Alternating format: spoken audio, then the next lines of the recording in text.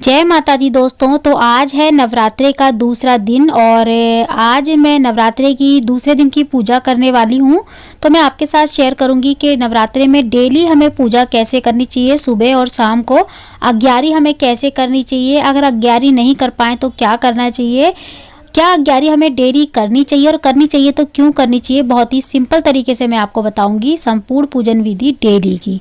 तो देखिए, सबसे पहले हमें ना सुबह सुबह जो हमने रात को फूल वगैरह सब चढ़ाए होते एक दिन पहले, वो हमको सारे हटा लेने हैं। कलावे वगैरह भी हटा लेने हैं। कलावे जो हमने माता के ऊपर चढ़ाया है वो नहीं हटाना। पहले दिन जो जो हमने जैसे कि जनेऊ वगैरह चढ़ाया था वो नहीं हटाना, खाली कलावे हटाने होते हैं। गणेश जी के ऊपर से कलावा हटा लेंगे और माता रानी के ऊपर से हमें कुछ नहीं हटाना। फूल वगैरह सब हटा लेने हैं, बस हिलना नहीं चाहिए कुछ भी। इस चीज़ का हमें ध्यान रखना है। प्रसाद वगैरह जो हमने चढ़ाए थे पहले दिन, केले वगैरह, वो भी मैं हटा लूँगी और बच्चों में बांट देंगे। प्रसाद वगैरह जो भी हमने चढ़ाया होता है ना सुबह शाम का प्रसाद, वो हम बच्चों में बांट देंगे। या फिर जिनका व्रत है, जो डेली में व्रत रख रहे हैं, वो भी प्रसाद को खा सकते हैं। बस अन्न नहीं होना चाहिए, चीज़ का मतलब ध्यान रखना है। जैसे बतासे हो गए, ड्राई फ्रूट्स हो गए, केले फ्रूट्स वगैरह जो भी हम चढ़ाते हैं प्रसाद के रूप में बाद में हम खा सकते हैं, जिनका व्रत है वो भी। या फिर बच्चों में बांट दें आप। और हम इस तरीके से हल्के हाथों से जो है ना चौकी को इस तरीके से साफ कर लेंगे। एक्स्ट्रा फूल वगैरह सब हटा लेंगे। चौकी एकदम साफ हो चुकी है। जो हमने पहले दिन दक्षिणा चढ़ाई थी ना, वो हम माता के श्रृंगार के साथ ही रख देंगे, क्योंकि ये श्रृंगार के साथ ही हम किसी को दान कर देंगे। और यहाँ पे देखिए, अब हम पूजा शुरू करेंगे। तो यहाँ पे सबसे पहले ना ये सामान जो होता है ना, इसको संभाल के रख लें। और डेली इसी में हम जो भी सामान हम सफाई करें मंदिर की, तो हम डेली इसी में डालते रहेंगे।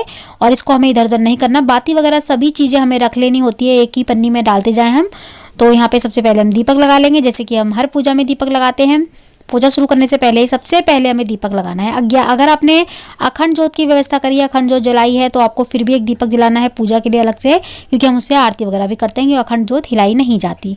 सबसे पहले हम रोज़मर्रा की तरह, पहले दिन की तरह सभी को भावपूर्वक स्नान करा लेंगे। सबसे पहले गणेश जी को, माता रानी को, कलश को, और हम ज्वारों में थोड़ा थोड़ा छींटों से इस तरीके से जल भी छिड़क देंगे। ज्वारें अगर आपको लगे सूख गई हैं तो थोड़ा थोड़ा पानी डालते रहें इसमें। अभी थोड़ा सा मौसम चेंज हो गया है तो ज़्यादा पानी ना डालें। सुबह शाम को हल्का हल्का डालें। अगर आपको लगे कि सूख रही है तो दिन में हल्का सा डाल दें, वैसे सुबह शाम डालना चाहिए बस। इसके बाद हम सभी को कलावा चढ़ा देंगे नया। कलावा चढ़ाने के बाद हम सभी को टीका भी करेंगे। तो देखिए, डेली हमें कलावा चढ़ा सकते हैं हम। ज़रूरी नहीं है कि आप जो पहले वाला कलावा है वो आपको हटाना ही हो। आप डेली कलावा चढ़ाते रहें और हटाने की ज़रूरत नहीं है। खाली फूल और प्रसाद हटा लें बस डेली जो आपने चढ़ाए हों। और फूल की व्यवस्था भी अगर डेली हो तो डेली आप फूल चढ़ाएं, वरना बिना फूलों के भी डेली में आप पूजा कर सकते हैं। बस आपको पहले और लास्ट दिन फूल जरूर चढ़ाने होते हैं हमको। यहाँ पे हम सभी को तिलक कर लेंगे। सबसे पहले गणेश जी को करेंगे, माता रानी को करेंगे, कलश के ऊपर करेंगे, ज्वारों पे करेंगे। तो हमें कलश का पूजन भी करना होता है। जैसे माता रानी का, गणेश जी का पूजन कर रहे हैं ना, वैसे ही हमें जो है ना कलश का भी और नारियल का भी पूजन करना होता है।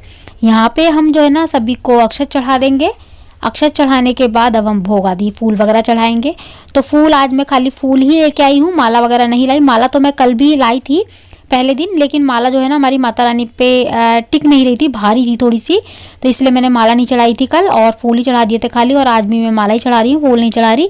फूल हमें ज़रूरी नहीं है कि माला हम डेली चढ़ाएं। आप एक लौंग की माला बना लें, वो माता पे चढ़ा दें। माला ना मैंने इसीलिए नहीं चढ़ाई माता पे, क्योंकि माला जो मैंने बनाई थी वो छोटी थी और ये माता मेरी बड़ी हैं, तो इसलिए। और यहाँ पे मैंने सबसे पहले गणेश जी को ड्राई फ्रूट्स का और बतासों का भोग लगा दिया है।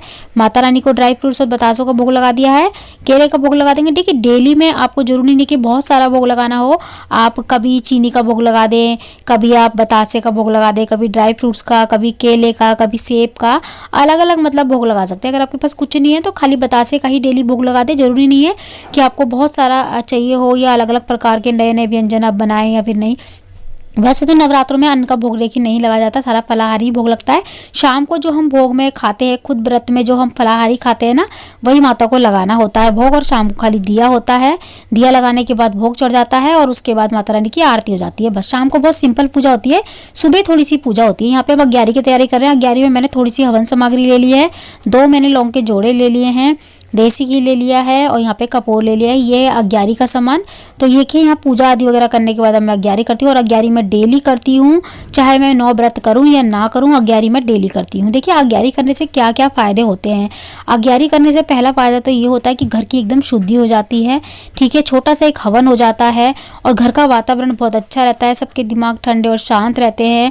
घर में एक खुशबू सी हो जाती है। पूरे घर में ऐसा लगता है जैसे हमने बहुत बड़ा हवन किया है।